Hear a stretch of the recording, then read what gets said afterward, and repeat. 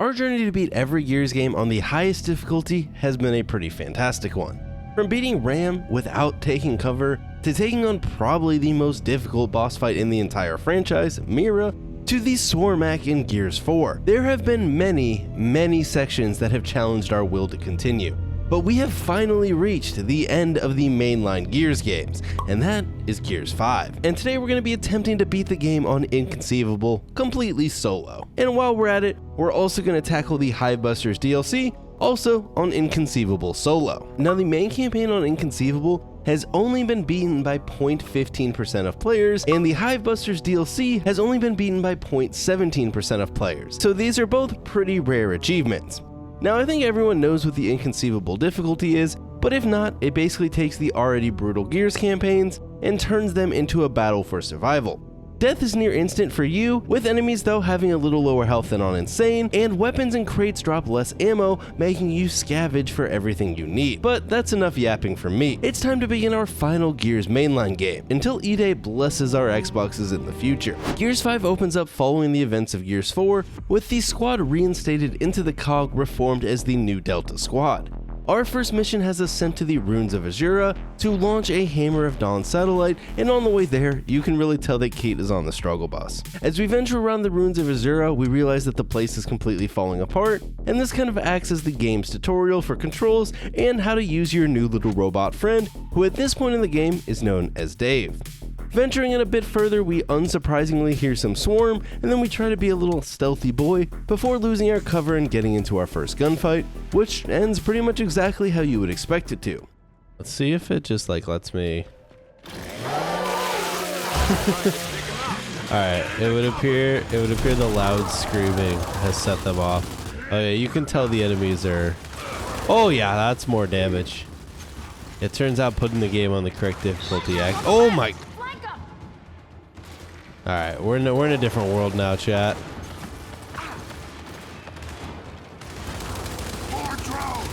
Oh my god! Oh, okay, we're good. There's the pain and suffering. High ground on the left. Flank up. Who needs high ground when you got Dave? The legend. Watch this. Oh wait, that's not the... Oh! That's not the right button! Okay, alright. It's okay. It's been a while. We haven't played Gears in a hot minute. We gotta reacclimate. We gotta reacclimate to the damage. We've been playing Medal of Honor for the past week.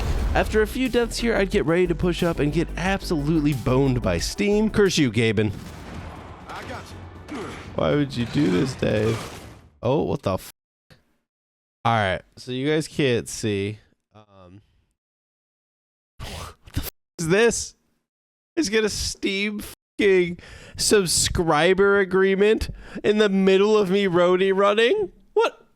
Steam, what are you doing? This update affects your legal rights. Alright, boys. I read it. He's hacking you. Dude, Steam got me killed! Steam literally got me killed. After our Steam mishap, we would make our way through the first section of the game and move forward until this section where you split up into two groups, having us pop through a hatch into a sewer-like tunnel where... Yeah, let's... But is it from Asylum? Only one way to find out. Boom. Da-na-na-na. Easter egg, baby! We got the fish stick. Get fish sticked. Feel the power of my fishy. This is what every goldfish wishes it could be. Gears of War 5, Revenge of the Goldfish. Oh, ow. Oh no. We're dying. I can't see shit. I can't see a thing. Oh no, it's happening again. No! Even wielding the almighty fish stick, the swarm would sadly defeat us. But in our second attempt, the fish stick would swim supreme, and then we would have Dave open up a door and go down a fun little slide. the first of very many in Gears 5. Coming down the slide would take us into another combat area where we would meet back up with Kate and Marcus. During this fight, Chad actually informed me that they changed the headshot pop in Gears 5, which wasn't something I noticed until they pointed it out, but I will admit once I noticed I was a little bit disappointed as it doesn't give quite as much dopamine as the original meaty pop. This fight continues pretty normally until our first Gears 5 encounter with a carrier, where you get to call in some reinforcements. And I want to give some props here. The health bars on the elite enemies are a really nice quality of life update. Our newfound Guardian friends would then come in and wreck the carrier, and then move us into this facility where we needed to head to the commander's office, but not before.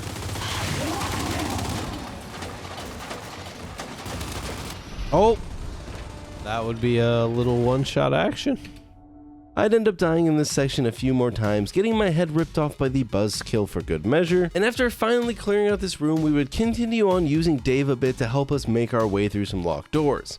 Inside the office, we would find a safe, and after Dave popped it open, we would leave with the data moving forward into this room where we would find a place to launch the rocket. However, the hatch is broken and we would then get ambushed by some swarm, having to somehow open the hatch while also being attacked by the swarm. This room would lead to copious amounts of deaths until we would finally make it to the top and hit the manual release to open the hatch and, also get attacked by a ton of juvies. On the way out, we almost would lose Dave, which would have been absolutely heartbreaking. This takes us back to the COG capital New Ephyra, which unfortunately Baird can't locate the other satellites, but more importantly, Jin returns and she's really pissy. Dave also gets replaced by new Dave, Jack. Before leaving, we would unlock Jack's Flash ability, giving us two for now, Flash and Pulse, and Flash actually ends up probably being one of the strongest abilities throughout the game, and Pulse, well, less so. We would also get the chance to meet 5's, who is a bit of a tool, and then we would talk to Jin and argue with her for a bit about bringing the Hammer of Dawn back online, which concludes with us learning Settlement 2 was under attack by the Swarm,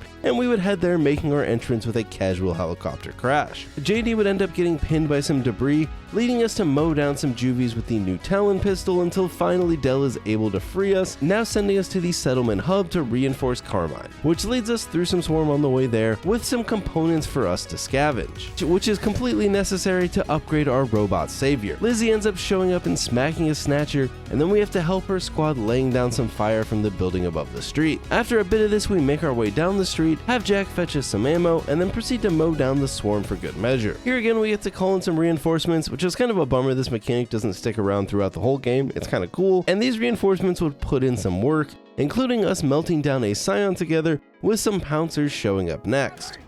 We got a pouncer! Oh no! Hey, watch those quills! Oh. Oh boy. There we go, got one. Shoot the belly! Where do you think I'm trying to shoot? Oh, don't get too close! Haha, well, that's one way to deal with it. That's it! This would clear out the street and allow us to regroup with Lizzie and continue heading to Carmine and his squad. On the way there, you learn about a riot that was in Settlement 2, where Dell accuses 5's of opening fire on a protest. Showing up to help Carmine, we would need to clear out this plaza before then having to hold off a swarm attack, getting to use the new Lancer grenade launcher, which is actually pretty sweet. Gears has its very own noob tube now. Oh boy. Oh, that was a fucking beaut. There we go. Honestly, the Lancer GL is probably one of my favorite new weapons in Gears 5's campaign, and after holding off the swarm for a bit, we get to call in some reinforcements again, and our new Shepherd friends would roll in to help take care of the swarm, which eventually leads to a classic turret section before this guy would almost sneak in and end it all.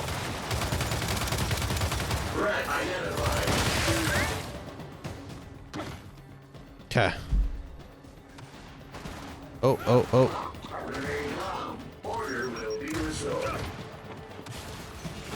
Oh, how'd that guy get up here?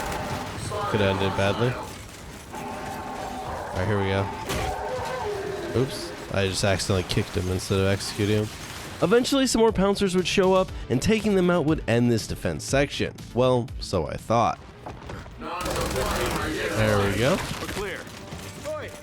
Whatever happened to that snatcher we were following? Oh, you had that! I'd end up dying to the Snatcher, but luckily it gave us a new checkpoint right before it would appear. Oh, it's coming in.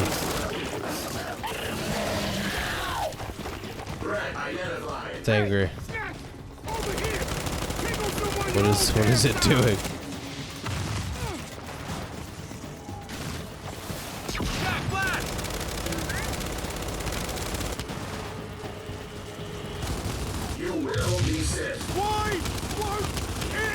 There we go.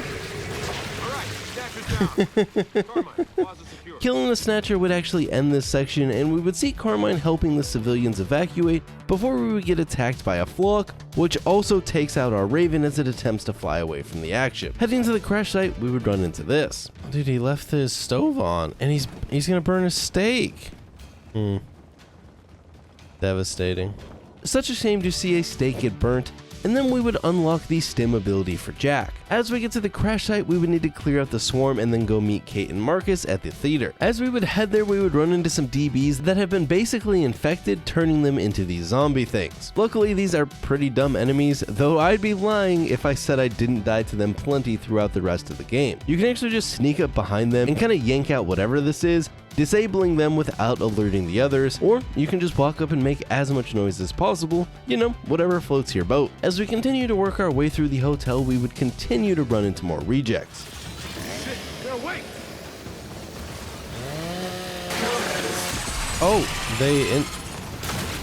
Okay. I did not realize they kill you when you're chainsawing something. This room for some reason would end up being way more difficult than it should have been for me, but eventually I'd get past it.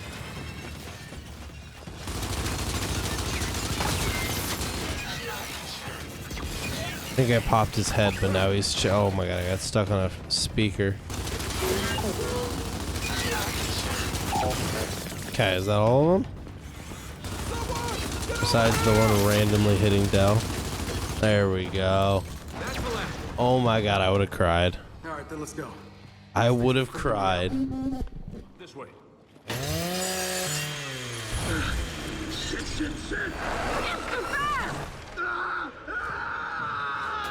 What the fuck is that? Get this shit, just kill him! Okay. Let's see where it resets me. It better not be that fucking room. Okay. Oh my god. Yeah, so that was just unfortunate. After another random death though, we would get back, and it turns out all you had to do was kill those leeches before you'd get a checkpoint. Totally unfortunate. After this, you'd end up having to finally fight that flock that we'd seen. Dude, what is this thing? Do I gotta take cover? Like, what's the... Oh my god, okay, yep, taking cover is the... Oh, Jesus. These things are kind of gross, I'm not gonna lie. Wait, what if we threw like a shock grenade at them? Oh shit, one of them came... Oh my god, they one hit you.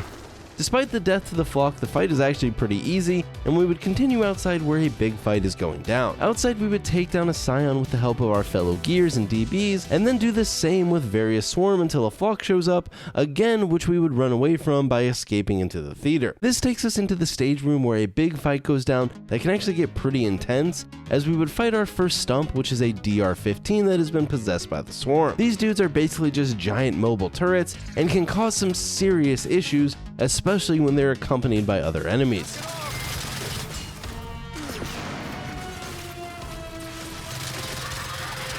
Oh my god, there was another one. The last time I got hit from the left, so I just gotta keep an eye out over here. Oh god, I was keeping an eye out left. He just appeared out of nowhere. Don't do that again.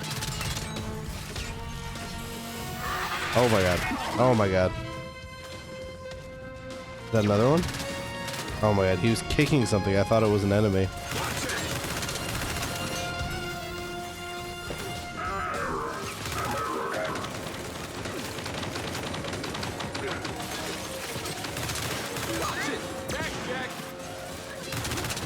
Ah! I thought I hit the flash button. That's devastating. Fire in the hole! Throwing frag! It's pretty low. Damn it, here they come. Dude, the stuff rolling on the ground like freaks me out. I think it's those leeches. Oh boy, I'm dead. I'm dead. I'm dead. I'm dead.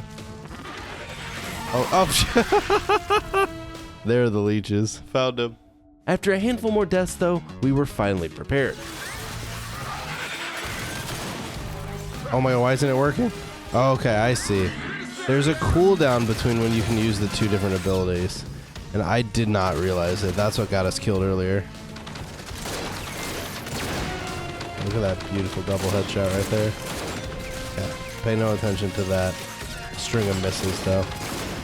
That's almost dead. There we go. Oh boy. Everyone's down. Oh my god, look at him. Oh! That was quite the explosion though, I'm not gonna lie. Yeah, is that all of them? Alright, there we go. Unfortunately, the evacuees we were attempting to help in the theater were very, very dead, so we would just head out of the theater, but not before almost getting yeeted by a reject jump scare. On the way out, I'd also run into these abnormally large bathroom stalls. I mean, like, who are these for? Why are these stalls are giant. Like, look at this. Look at the proportions. So, if you think about it, the door handle is at his like head level. And it's like this room, and they're like these are giant stalls. Like, look how much room you have, dude. Imagine you rolled up to a spot. As we go to exit the theater though, we can see things have gone to absolute crap, and the cog is abandoning the settlement. Lizzie is heading our way though to help us, and right after that, Cole and 5's show up being chased by a swarmac. That's the bastard that shot down our Raven. All right. What? How can you tell? Go take that one from the face. So where do we I still haven't recovered from fighting this in Gears 4. All right, get his face pimple. Get the face pimple. Why is the face pimple not popping? Am I close enough now to pop this? Come on. I'm literally like out of, there we go. Oh boy. we've gone boom. Boom, boom, pow.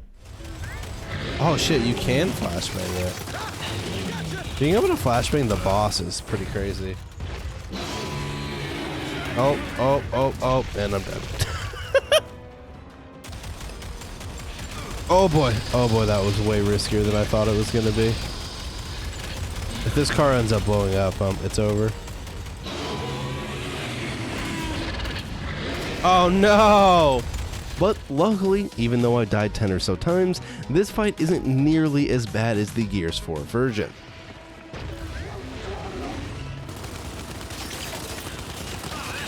There we go, baby! This Cole, dude, Cole's back. He's got a motorcycle.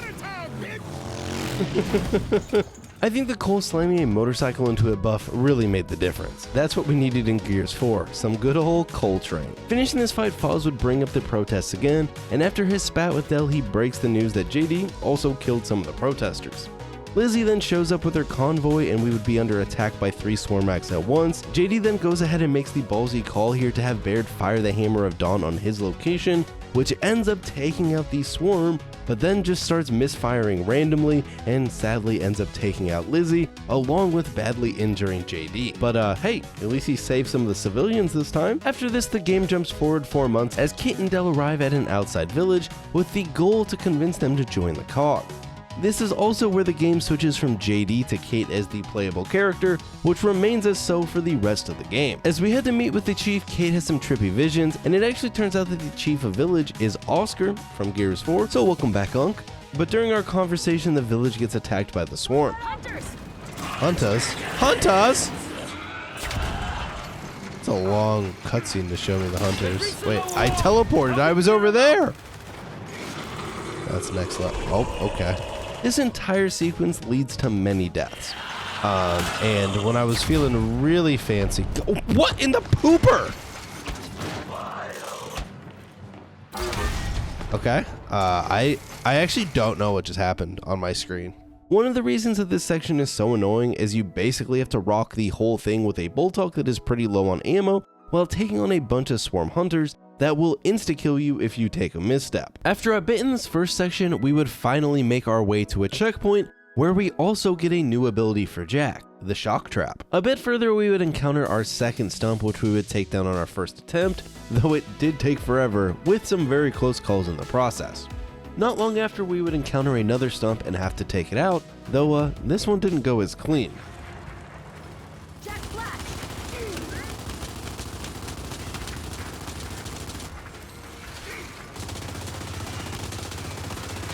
Oh boy. Oh my god. And a bit further on, another one. Oh shit. Why are they so quick? Oh my god, I kind of domed that guy though. Jack left. Hold on. Frag out. Good assist, Jack. Alright, I'm not gonna lie, those nades were a little underwhelming. Alright, we're dead. Perfect. As planned. Eventually we would clear out the garage and head to the main gate where a snatcher would jump down and grab Kate. While we're in the snatcher, you actually get to take control of different swarm enemies, including getting to control a warden, which is pretty cool, but as you take control of the warden, you lose control, and the warden begins to attack Oscar. Kate then escapes the snatcher, but it's a little bit too late. No. Kate, you can't see this. You don't want to see this. JD shows back up bald and is now douche JD, and Kate informs everyone of the nightmares that she's been having, and Marcus recommends that she head to the secret lab at New Hope to possibly find some answers. Pissy new JD isn't a fan of this plan, but Kate decides to go off anyways, and Dell accompanies her. This actually leads to my favorite part of Gears 5, and the reason it's easily the best Gears game: the pseudo open world sections. Woohoo! You know what I always thought when I played Gears of War? I always said to myself, it doesn't have enough sailing. So now that they've fixed that, I feel like Gears is really on the up and up in the future, you know? I'm just kidding, I absolutely hate these parts. Don't get me wrong, I enjoy a good open world game, but these sections just seem like nothing but serious time padding in Gears 5, with most of the map just being complete empty nothingness, besides the specific point of interest that you go to for the main objectives or the side missions. For the most part, it's literally just riding a glider around in the snow, or, you know, later on the sand, and for me that ran its course really quickly. So let's forward a bit and skip through all the open world slop and focus on the main story sections. As we head to the lab, we would run into a nice little storm. Kate, look! The facility!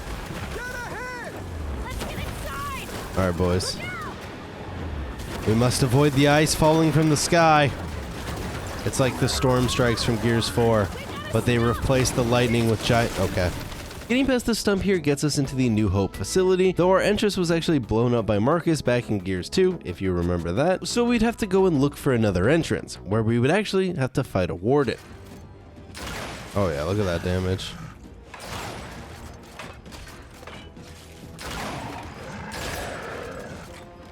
Ah! Pretzels with chocolate are actually pretty good. I couldn't tell you the last time I ate that though. Alright, that was the easiest warden of my life. Eventually, we would find a side entrance that has some rejects that we would need to work our way past, or not. Oh no, oh no. Oh, I thought I... Oh boy, things are not going well for me. Get it off! Am I dead? Yep.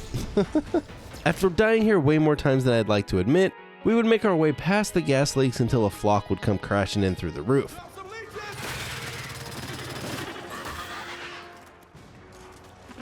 Oh, alright. I love that those just instant kill you. It's actually my favorite part. Including a death where the flock would absolutely dominate Dell. Oh boy. Oh boy. Oh boy. Oh boy, I don't even know what's going on. It like sucked me in like a tornado.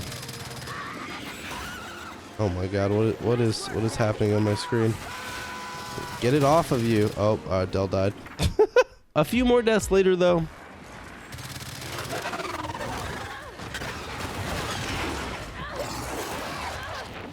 Nice, I died. Oh wait, I lived. I'm alive. I'm a survivor, not gonna give up. Oh, good, we're out of ammo again. That's ideal. Wait, did it just like suicide itself into a wall? Holy shit! We got it.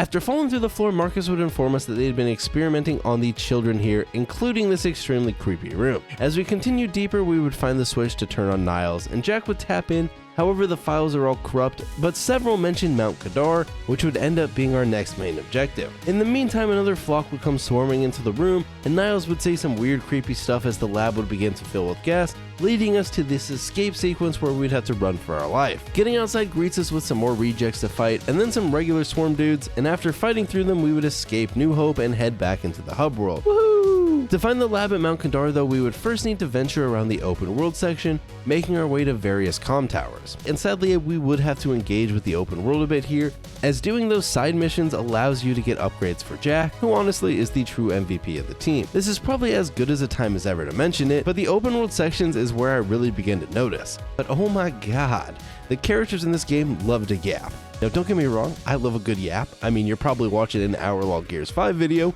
but I feel like the entire time you were traversing the open world sections, whether it's the snowy one or the sandy one later on, they constantly chatter with each other. And by the end, I was extremely over it. Just give me some peace and quiet. Before getting to any of the comm towers though, you would first need to clear out and open the old cog wall, which ends up in an ambush of swarm snipers. I just heard something. Shit! Kate! Snipers up top! All right, we clear them out. Then we deal with the gate.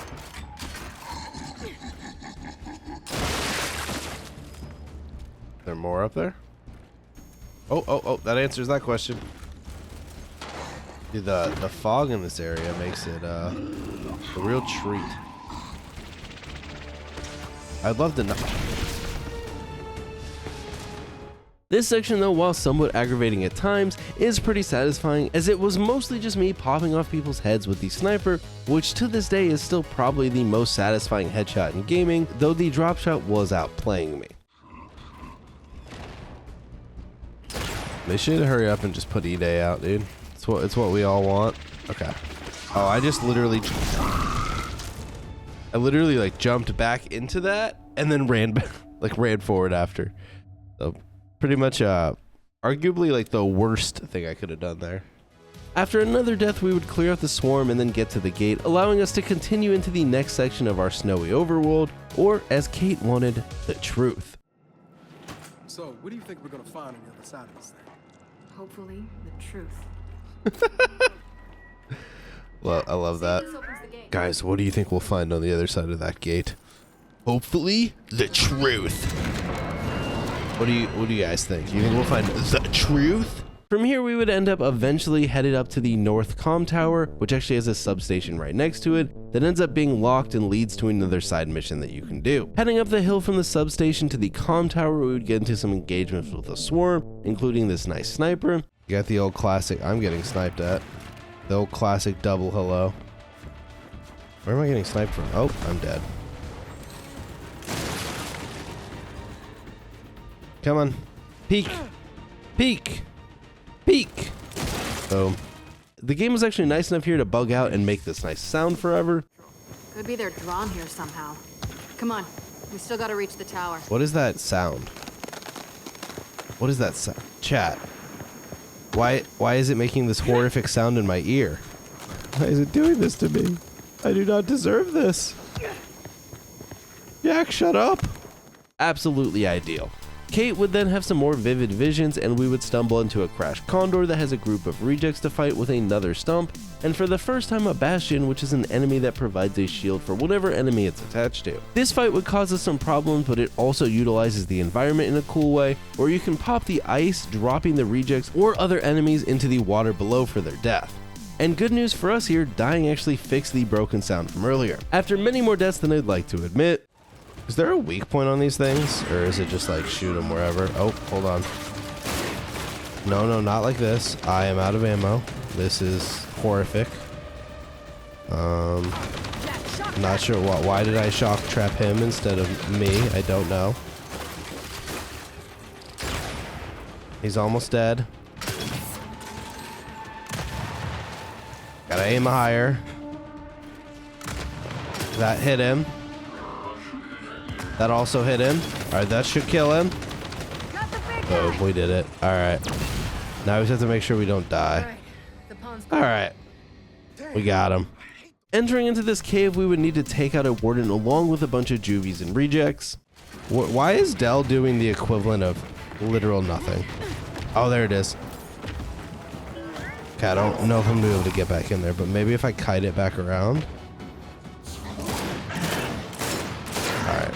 Dell might be taking the award for the mostly useless pile of poo-poo today. Oh, he got downed. Excellent. Good work, Dell.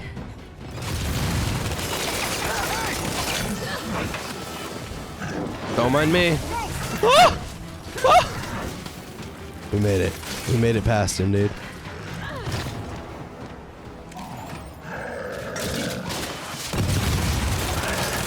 Oh my god, I got greedy.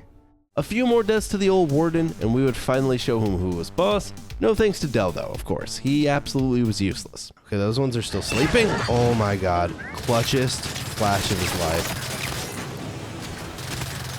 There we go. Easy. Oh, these ones woke up. No, thank you. Don't blow up on me. I do not care for the Enforcer. Target's down. It's just way too inaccurate. The epic music stopped, but there is most definitely... Maybe I can just execute them? They're all just standing up here. Oh, shit. Oh, shit, chat. Oh, god. Good one, Jack. Okay, we need to... Oh. Do they eventually blow up when they're chasing you? What the hell was a warden doing? Del, what on earth are you doing down here? Nothing good. Del's just like, you know, I'm just hanging out. Heard you were fighting up there. Didn't come, though.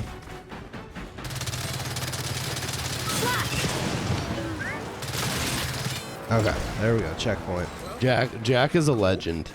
Del is the definition of dookie water. Following this, we would enter the first of the comm towers and play this weird mini game where you can locate side objectives and then, you know, the main objective. And after cosplaying as a hacker for a bit, we would find the location of the East Comm Tower. Super epic gameplay, I loved it. I'm actually kind of torn about hacking mini games like this in games in general, because in reality, I don't know how you do them well. If it's just a button that you clicked, it wouldn't be very engaging, it would just be like another cutscene. But 9 out of 10 times in any game for me that's had these hacking mini games, they just end up repetitive and boring after a time or two. On the bright side though, we would get the cloak ability on our way out of the first comm tower and use it to sneak past this turret. We then would need to clear out some more swarm on our way back to the skiff, where we then got to get back to the greatest part of Gears 5. You guessed it right, traversing the open world. I'd even actually do a side quest where you end up having to fight a Kestrel, if you remember those from Gears 4, but it isn't too bad, and after racking up our death total some more on these side missions, we would get ready to approach the second comm tower. Now, if it was up to me, I would skip all of these side quests,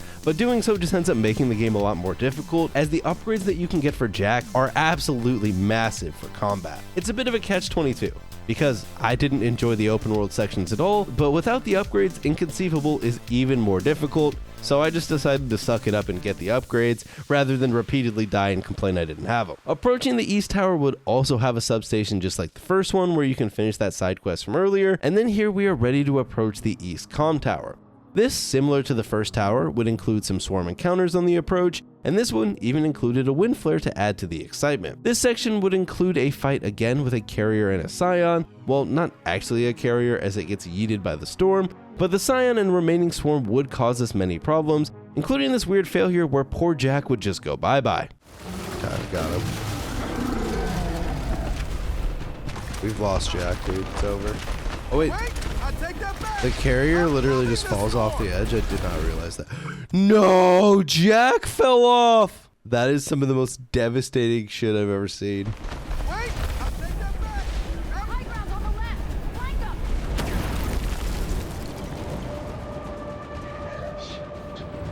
Jack,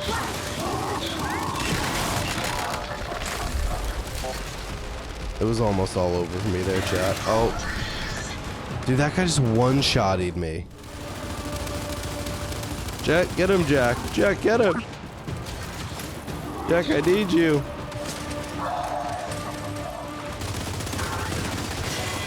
Dude, we got him when he was reloading.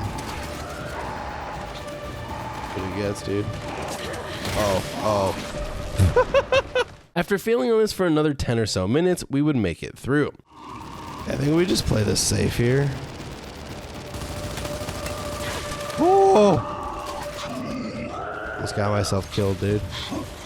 Jack, flash. Oh, look how much more damage he takes when he's frozen. That's it. Now let's All get right. moving. Honestly, the freeze thing seems like a necessity. From here, you just continue to the comm tower, where I made sure to get smashed by some ice for good measure. At the tower, Kate again has a vision, and then we would go play Hacker Man again for a bit to find the Kadar lab, which ends up being under the ice. However, with it being thick ice, you know, we couldn't just crack it open, so we would need to head to the old mine to grab some explosives. And as I'm sure you are likely to guess, there happens to be swarm here. I know, surprising. And you end up with what can be a really difficult section where you have to hold off the swarm while waiting for Jack to open the door. This includes multiple waves of enemies, with ones later including the shield enemies that make it rough.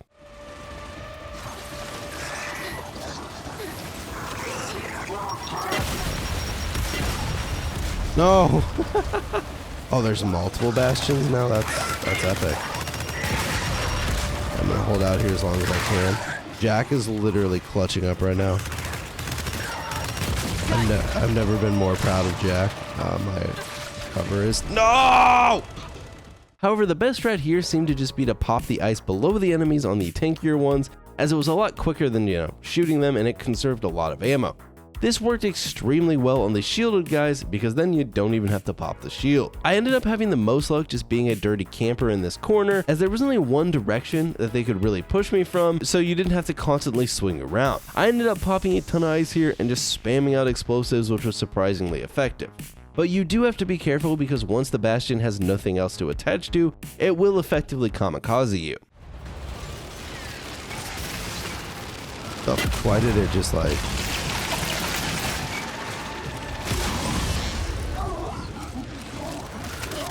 Oh god, I think it's suiciding me. The AI also just crapping its pants here helped a good bit, and we were able to head up the elevator, or so I thought. Del, where the f are you? Let's go, brother. Bro, it's glitched. Why isn't it going? No, not like this. I can't leave the elevator, chat. So yeah, that sucked, and I'd have to redo the section, but luckily I'd beat it in the next try, and this time Del wouldn't bug out. So good job, Del. You didn't completely piss me off. Okay, here we go, round 2. Jack's actually doing a really clutch job of killing them when they get close. I will give him props. Oh, fuck.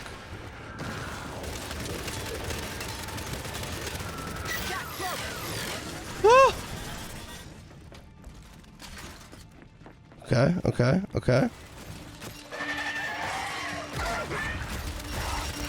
Okay. We beat it again. Okay. Del, if you can get stuck in the corner again, I'm gonna have an aneurysm. Alright, Del made it this time, chat. I'm proud of him. Proud of everything he's done today. Except when he f***ed us. Entering the mine, Kate would have another vision, and heading further in, we would find the mine has been infested, and entering this room would bring us a fight with a snatcher. Oh, what am I doing here? Alright, I gotta remember what's going on a little bit.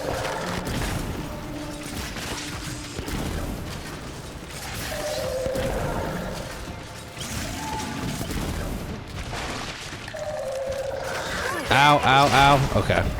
The snatcher fight isn't that hard, though the juvies in the arena can be pretty annoying to avoid.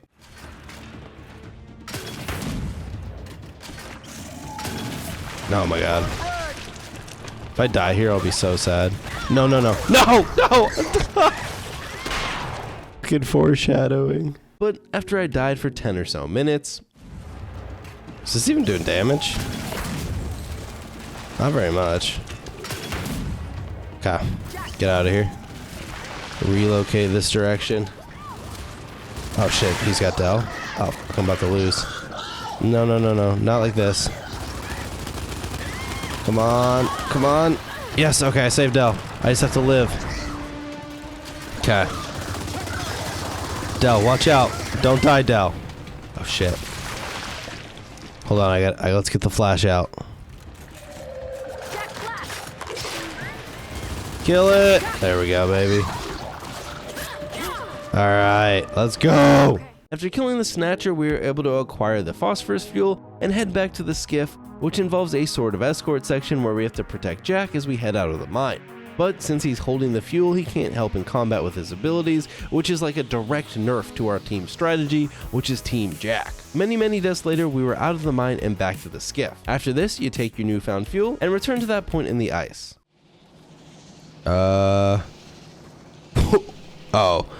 no, I won't be able to go back to the open world area, my favorite part of Gears of 5? Oh my god!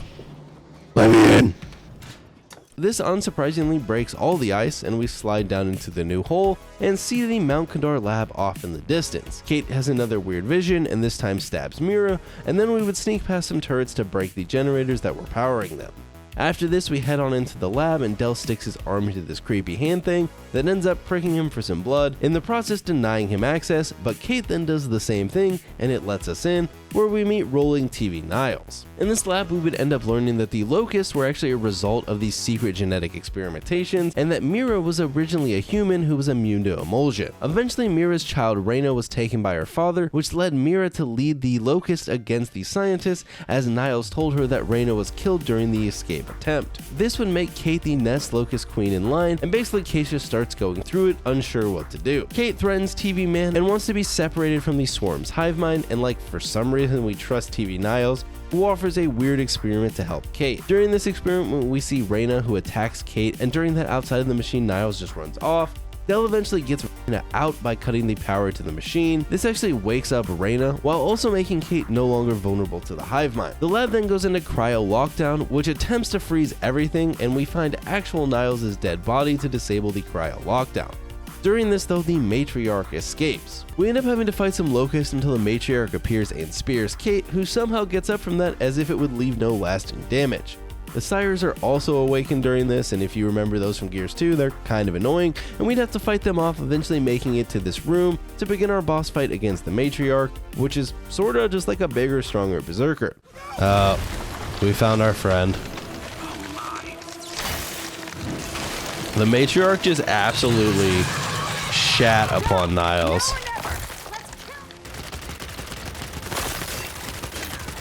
Okay. Oh, I'm dead. Mechanics for this one aren't too complicated. Basically, you would just need to freeze the matriarch using these sections of thinner ice and then shoot her in the back while she was frozen to get some damage in. During the fight though, it does have these sections where you can't see further than a couple feet in front of you, which can be pretty tricky, and just during all this you need to avoid the matriarch's charge ability along with its occasional spear throws. Our second attempt at the boss, we would actually get pretty far until... Oh god, that was close. Okay, run at us and... Oh, come on. I popped the ice so that you would run over it and you just do that instead. Oh my god. Okay. Oh, it's over. It's over! Which also would basically be the same cause of my next death. I feel like I would really struggle to vibe in it. God damn it. Might be over. Yep, okay. Alright, so... if it hits you with that, he comes. Comes coming. Following this, I'd have a much cleaner fight, and... Is it this is... Oh, we juked it, baby. Oh my god, that was so close. That was so close. Alright, come on. Push us. Don't jump. Do not appreciate when you jump. Oh my. Do we have another flash almost? Oh boy, that one was so short. Oh, and again, dude. I hate this section, or like when it does this part. Okay, we have a flash here. Wait, why can I see so much this time? Wait, I can't. Oh, there we go. There we go! Take that, matriarch! This would get us out of Mount Kadar, but not before we learned Niles had initially revived Reyna to let the swarm finish what the locusts had started, but hey, at least he was destroyed by the matriarch. With Reyna the new swarm queen, we would get back to getting the Hammer of Dawn activated, and this ends Act 2 with 165 deaths, and after a time skip of a couple weeks, moves us into UIR territory where we reunite with Paddock. From here we would need to launch a rocket loaded with Hammer of Dawn satellites, which leads to another amazing section of the game, Open World Section 2.0. This time though it's red and sandy instead of snowy, so basically a pure upgrade. JD and 5's also show back up and join the squad to help out, though JD has gone back to being normal instead of the absolute douche that he was the last time we saw him. In this section we also learned the swarm has some new weapons like this claw gun, which I don't know, it's very odd. I wasn't the biggest fan of it, though it can be fairly useful. Jack would also gain the ability to turn an enemy against the others for a set amount of time. Our first main task task here takes us to the UIR rocket hangar after fighting through all the swarm on the outside. In here we notice that the hangar is empty and the rocket has been moved, and Jack does his little hacky thing, this time not making us play the weird hacking minigame, and we learn that the rocket's nose cone is on the other side of the hangar. Completely unsurprisingly, we would run into some swarm on the way there and need to take them out, and after this and a few more sections, we would reach a door that was welded shut and have to hold off the swarm attack that includes a warden with some help from this turret.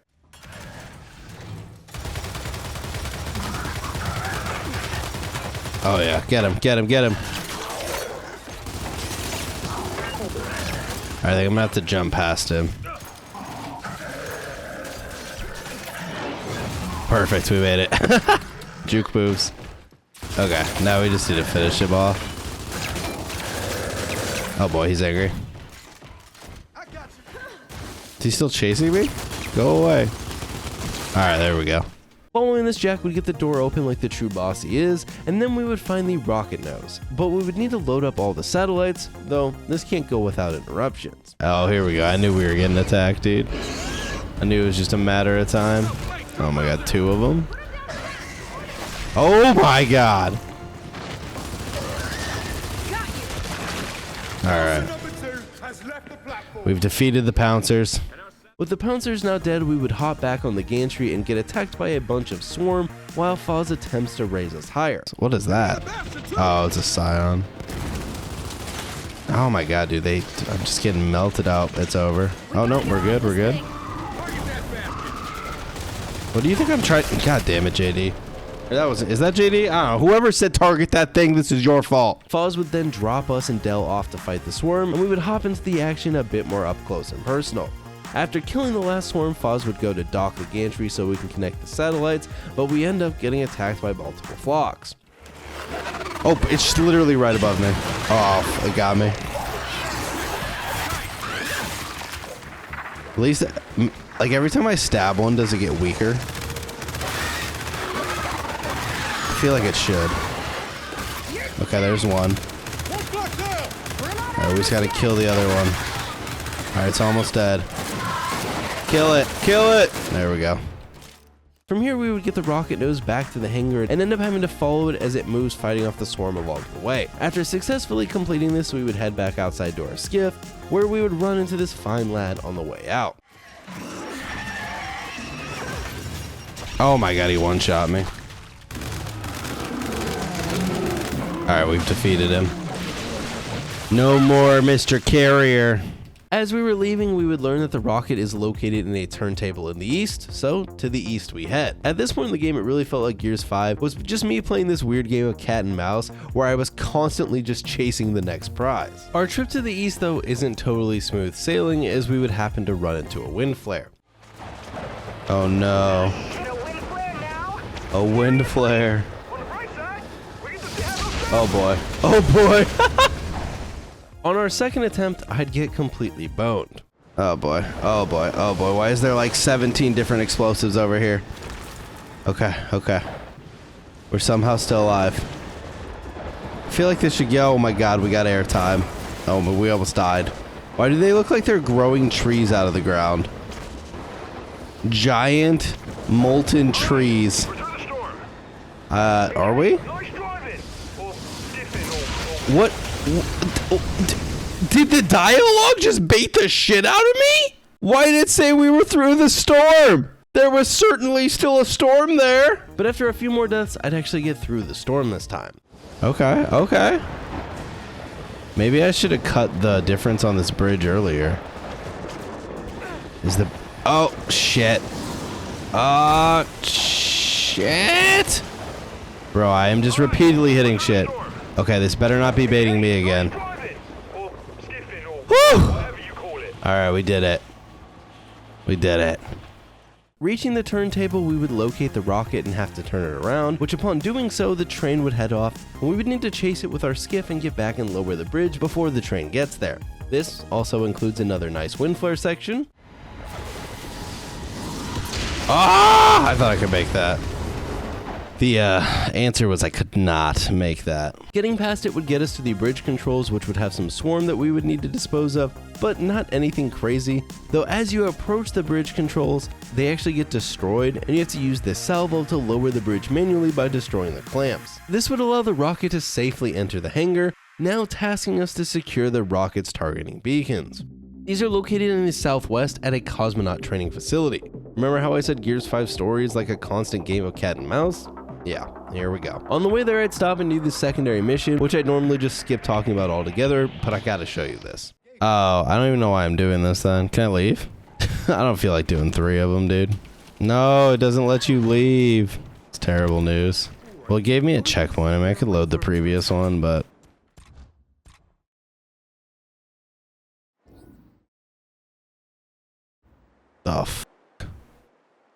Oh, chat? What, well, it would appear that my, my checkpoint is corrupt. And, we're falling out of the sky. That's pretty cool. So, anyways, weird bug aside, we would arrive at the training facility to acquire the beacons. Here we would fight through our swarm and make our way through the centrifuge building, which included this with the spinny ball thing, and I'm pretty sure my teammates killed me here. Ow. Wait, what the fuck? What was that? Did they go down the ramp and push me into it? Bro, it's actually crazy. After clearing out the rejects on the platform, we would pull the emergency brake, though this doesn't stop the spinning, and we would have to defend ourselves from an incoming swarm attack. Incoming frag!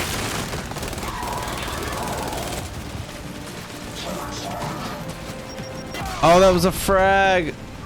Incoming frag! Oh my god, I just jumped onto it. I jumped onto it! I jumped onto it!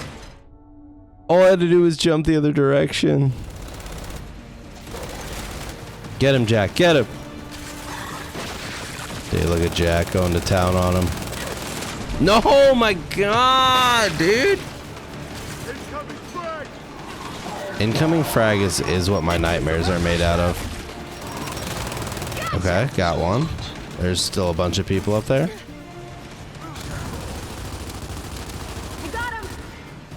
Okay. Is that it? Oh, there's still someone over here, apparently. Oh my god, he was trying to throw a grenade. Watch out! It's speeding up! Oh my god, they got fucking those guys now? Take it out! Let me have the cover, please. Oh wait, did it kill him? Oh. No. Wait, did it shoot the thing? Very nice of the spinny thing to smash the snatcher for us. This allows us to secure the beacons, and Paddock says that he's going to send over his people to get them, but Baird actually needs one ASAP, so we carry it back to the skiff. Outside, we would fight our way through another wind flare, and then have another defense section while Jack works on another welded shut door. Yeah, at least you can melt the scions. Oh god, he's got a boom shot. Oh boy, that could have been bad. I'm getting shot, and I'm dead. This turret, though, puts in some absolute work.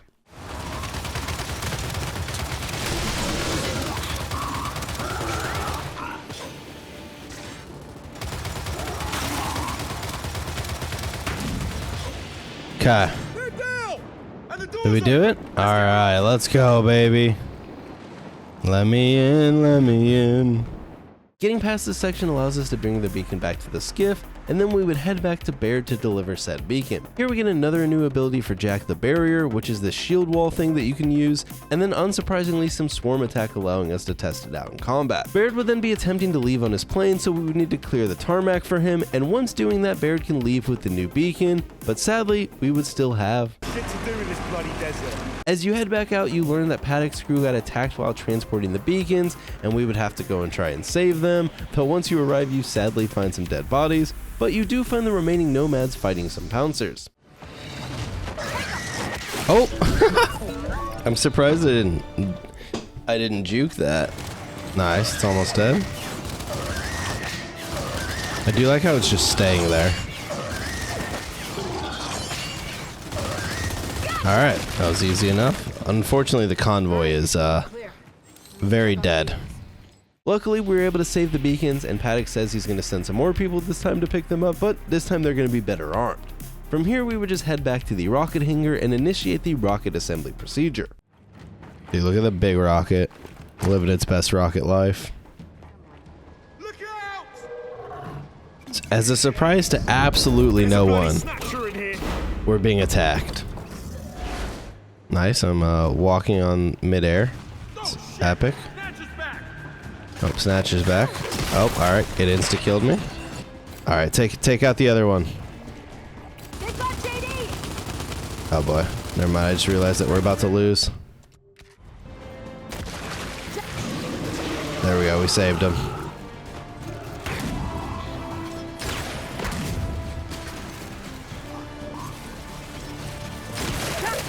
Alright, we defeated him. There we go, now we can shield. Good assist, Jack. Shield into having no bullets, that was really good. Almost dead. Get him. Get him. There we go, okay, one left. Flash! Alright, easy peasy. Defeating the two Snatchers then has us hopping on the gantry to fix the nose cone, and after doing that we would ride the rocket out of the facility, but not before another Snatcher would attack as we ride the train, but 5's gives it a little kicky kick, and there it goes.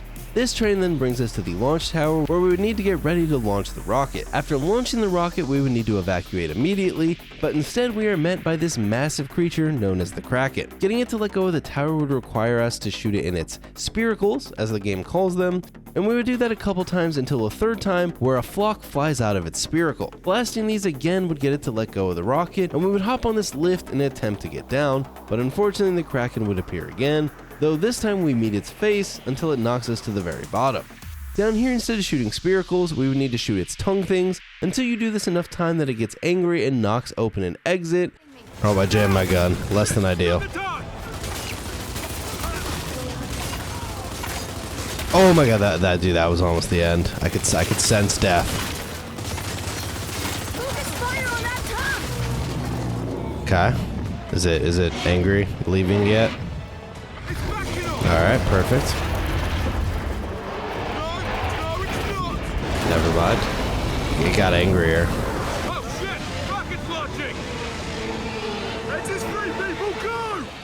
Running out here allows us to escape the tower, and Paddock would show up to rescue us, though 5's would get smashed by the Kraken, but we would save him and fly away to safety as the rocket fires up into the sky. This would be the end of Act 3, putting us at 227 deaths as we prepare for our final act of Gears 5, where we would return to New Ephyra. Kate and JD would make up a bit, and as 5's puts it, the gang is now back together. Baird then attempts to turn the Hammer of Dawn network online, and Marcus wants us to use it to hit their central hive. He theorizes that Kate already knows where that is, and then Jin blasts into the door to arrest Kate.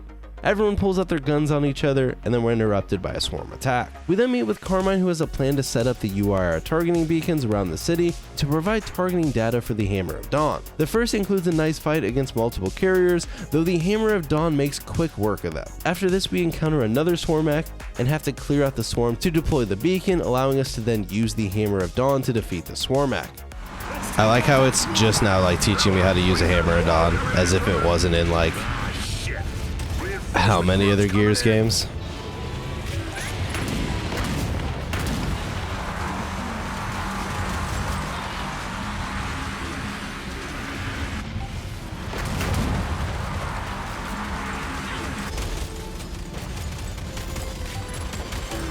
Good one, Jack.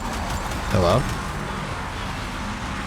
Oh, dude, there goes his arm. Alright, he's dead. It's fairly easy.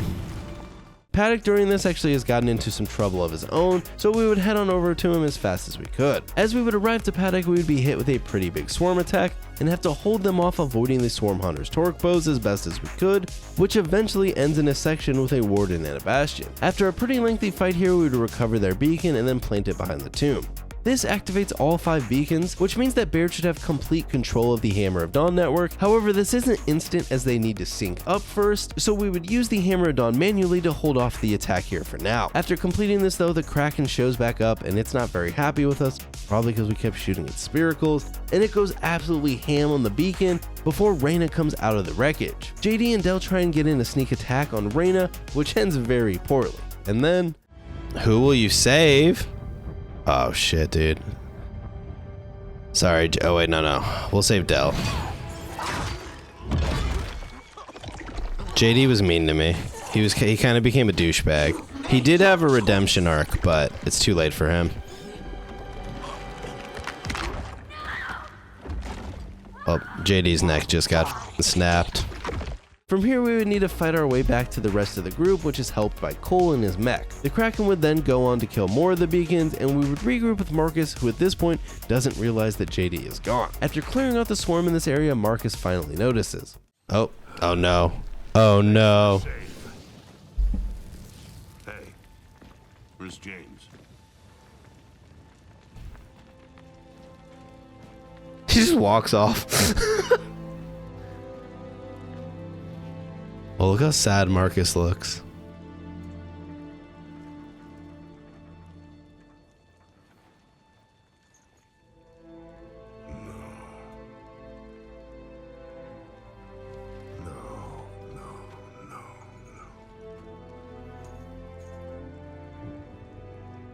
Not gonna lie, I felt pretty bad about picking Del after this. I might not have cared much about JD, or Del for that matter, but Marcus is a legend, so it did feel pretty bad making him sad. Buzz would show up with a truck and Baird would inform us to fall back to the wall. This would have Cole attempt to go to town on a Swarmac before being sucked into the ground by the Kraken, and we would appear to see Cole also die. After running from the Kraken a bit, we would attempt to hold the swarm off from the wall using this turret, and then the Kraken would show up ready for its final boss fight. Honestly, in terms of difficulty for a final boss fight in Gears, this is probably the easiest one in the entire franchise. Similar to earlier, you would just pop its various tongues and then shoot the railgun at it when it recharges. This blasts off one of his little face arm things, and then he tries to inhale you before sending out more tongues, which actually turn out are really easy to deal with if you just use the Lancer grenade launcher.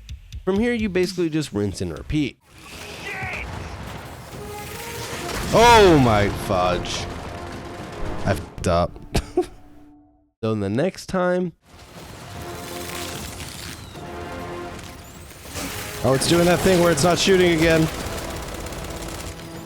There we go.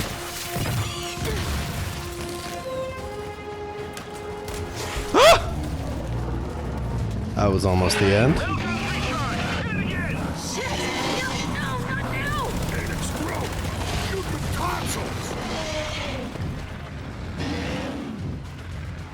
Okay. Number 2. Let me just swipe my mouse 6 times. Alright, we shot off 2 of his little face things. It's hurt, but it's not dead yet. Then we'll just keep firing until we finish the job. Thanks for the observations, guys.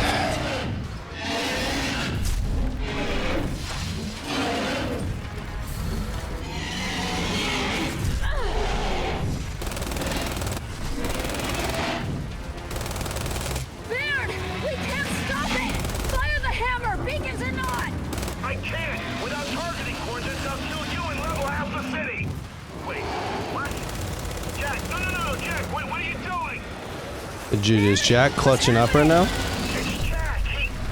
He's broadcasting beacon coordinates, and he's overriding my firing controls.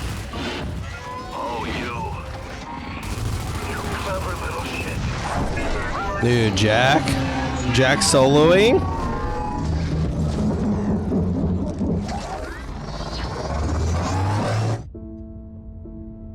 Yo, did we just lose Jack? This is unacceptable, but look at that achievement. Yeah, I'm gonna be honest, that was the worst death in the entire game, by far. I can't believe that we might have lost Jack. Without Jack, the game is, you can't beat the game. I don't know why, but like, that fight into the seat is so abrupt. We need Jack back. He'll never be the same.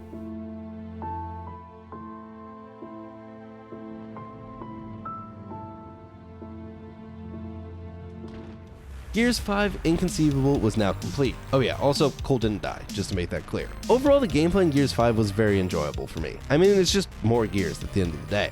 But I must say it's probably my least favorite Gears campaign due to the open world sections and just the overall story being much weaker than the other games. Don't get me wrong, it's still a good game in its own regards, but definitely a weaker entry in the franchise. So that just leaves us with Hivebusters, which is a DLC that many hold up pretty well, with many people even preferring it over the main campaign due to its settings and more traditional linear levels instead of the more open areas that the main campaign employed. Hivebusters has us take control of Scorpio Squad with a mission to destroy a swarm hive.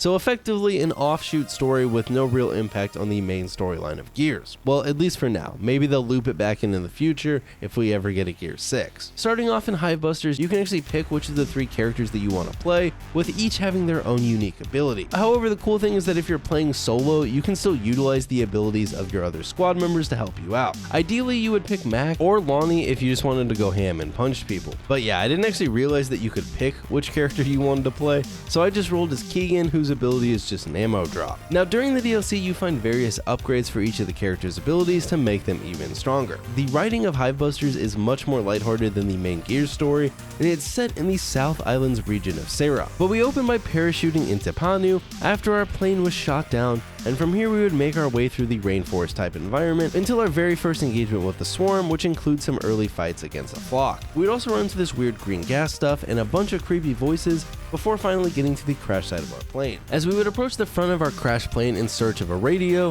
we would run into some swarm enemies with a little stealth section before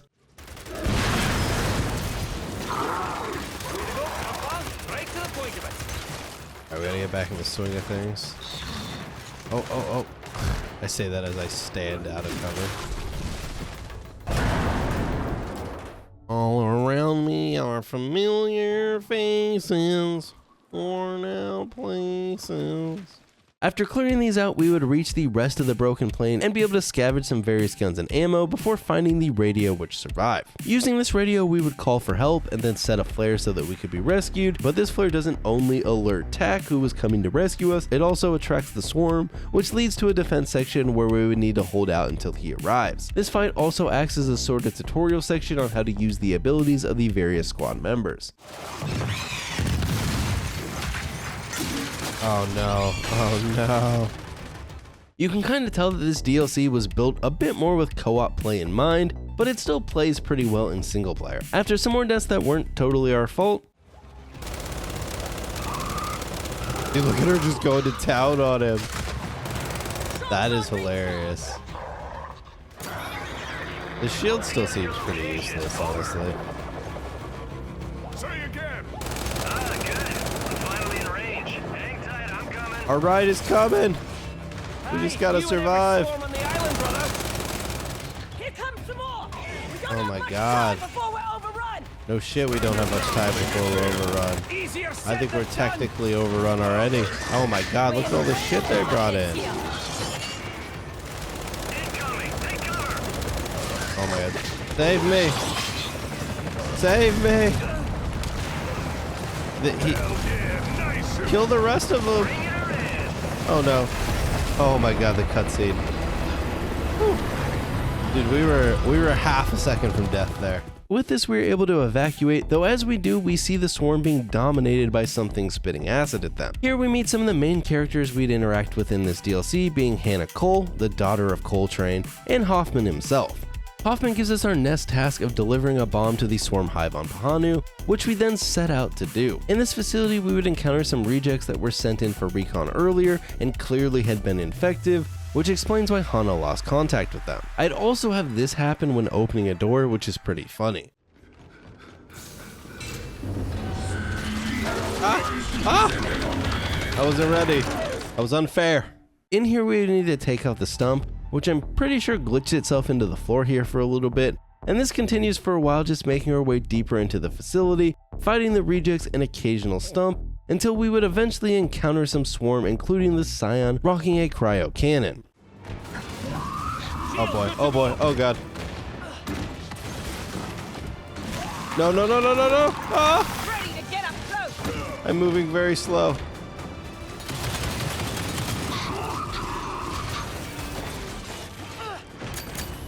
Get him. Alright, we did it. We did it. This overkill actually came in clutch. I might keep it, to be honest. Dude, I kind of gave him I broke his ankles a little bit, I'm not gonna lie. Mac then says we should just throw the bomb down the shaft rather than going all the way down, but Keegan insists that we take it all the way to the bottom like Hana informed us to do, so we would continue on. I like how the ammo just like is just going up.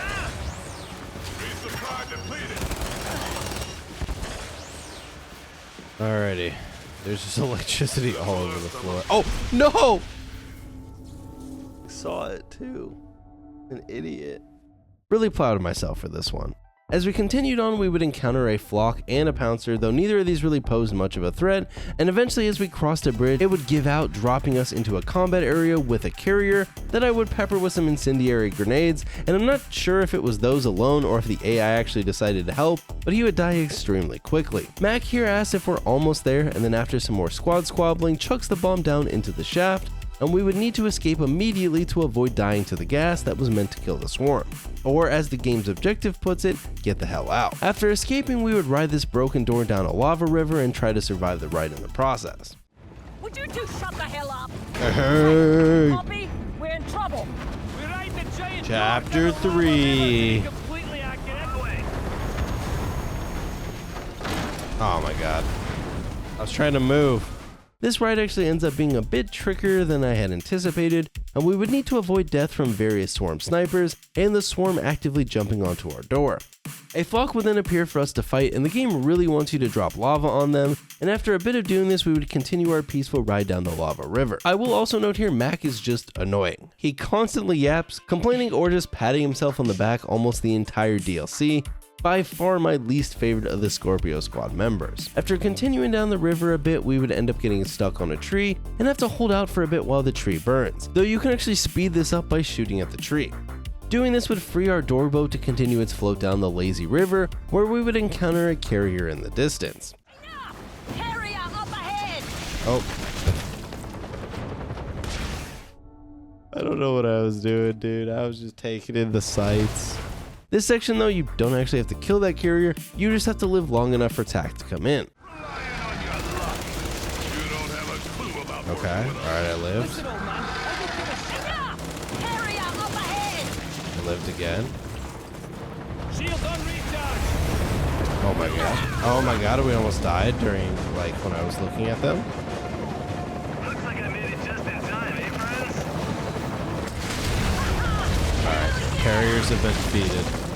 Returning to the base, we report the failure of the bomb which failed out to take the heavier swarm, and Mac makes an offhand joke about using the acid that we saw earlier, though Hana takes this as a legit suggestion as we could use it to take out the swarm. To learn more about where this is coming from, we would go to visit Lonnie's people on a nearby island of Wahili, this time actually being accompanied by Hana. Sadly though, we arrive only to learn the village was overrun and taken by the swarm, but Lonnie does identify the creature as the Wakadu, a massive badass bird thing that spits the acid we saw earlier. After figuring this out, we would run into a bunch of swarm in the village, including snipers, and we would need to take them out, which I attempted to do stealthily until I accidentally blew my cover by meleeing this dude instead of doing a stealth takedown. That is hilarious. Prefer a straight up fight to all this sneaking around. Alright. Ow. Ow. What the f was shooting me? I've been having fun with it. Gears is fun. There we go. Easy peasy. We're clear. We're clear.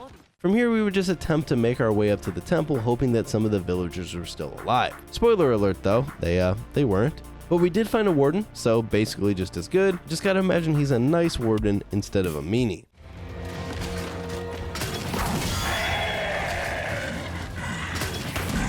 Dead. Come on, die. Die, die, die, die, die. Nice. Warden down. I definitely played that probably a little closer than I needed to be. After dispatching him, we notice the toxic is coming from the feathers, and it incites those voices that we heard earlier.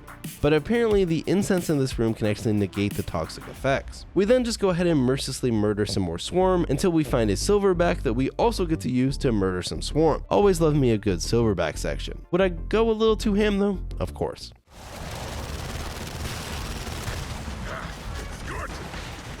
Dude, what's up, man? How you been? What are you up to tonight? Hello, I'm dying. We've lost the silverback. With the silverback destroyed, we would actually have to take on the rest of the swarm on foot.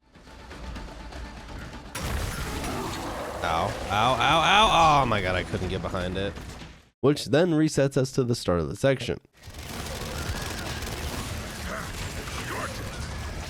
Ah! Oh no. Oh my god, it was blowing up!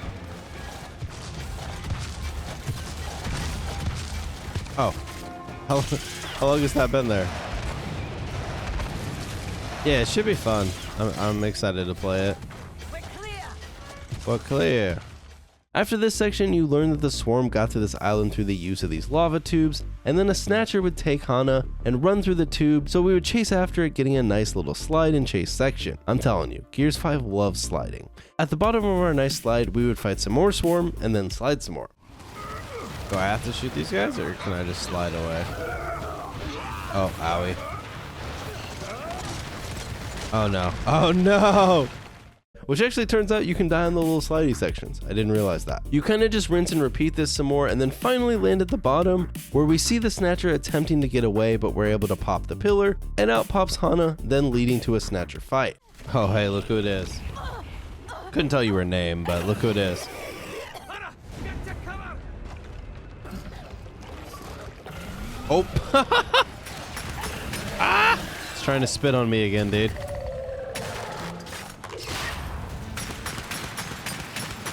All right, easy peasy. See, we just had to lock in, dude. We were choking a little bit. Oh, there she is, dude. This leads us to another section where we have to hold off the swarm while we wait for tack, which of course includes a flock. Killing the flock then has a carrier show up with some of his friends, but again, luckily you don't actually have to kill these, you just have to live long enough to extract up to the helicopter. Though our helicopter escape this time doesn't go as cleanly, as we end up getting attacked by the Wakatu, and we have to cut ourselves free while Talk attempts to evade the Wakatu. We end up encountering it on foot, and we would have to run for our lives while the characters also realize that this isn't a COG mission, and rather Hoffman had gone rogue. Stuck on the edge of the cliff, Talk would reappear with Hana to scare off the Wakatu with some turret fire, allowing Scorpio Squad to return safely to Hoffman's estate where we can confront him. Long story short, basically he went off on his own after some disagreements with Jin on how to deal with the swarm, and then we would go after the Wakatu to get a sample of its venom. This leads us to fight through Pahanu, which includes some sections where we have to fight against DBs, so some flashbacks to my least favorite parts of Gears 4, and eventually we would make our way to the final boss fight against the Wakatu. Fear. The Wakatu wants a swarm off this island as much as we do. We should try to get the sample without killing it. Agreed. Be good to see the natural order restored. But he might have other plans. It's coming up! What the fuck? This boss fight is pretty funky, as you have to avoid its toxic spit, which can actually just kill you through cover. After a bit though, we were able to put in enough damage to move to the next phase. Shield, good to go!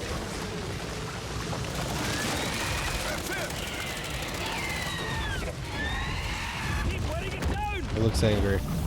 Oh shit. Look out!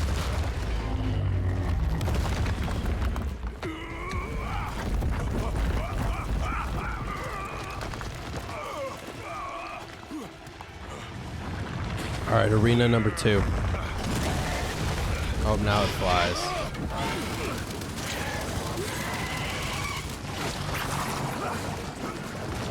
Oh no, I need ammo.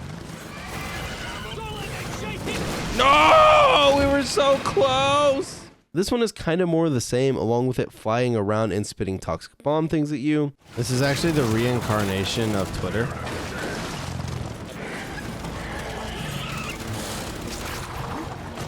Oh, fuck. Oh, my lordy, I'm almost dead. It's over. It's over.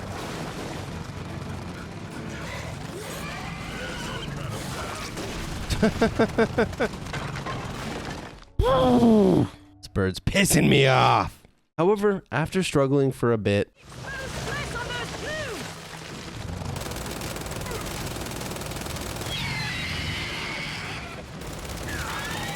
Yo, I think we did it. I think we did it. Unless there's another phase. It is running away. There we go. Defeated the Wakatu.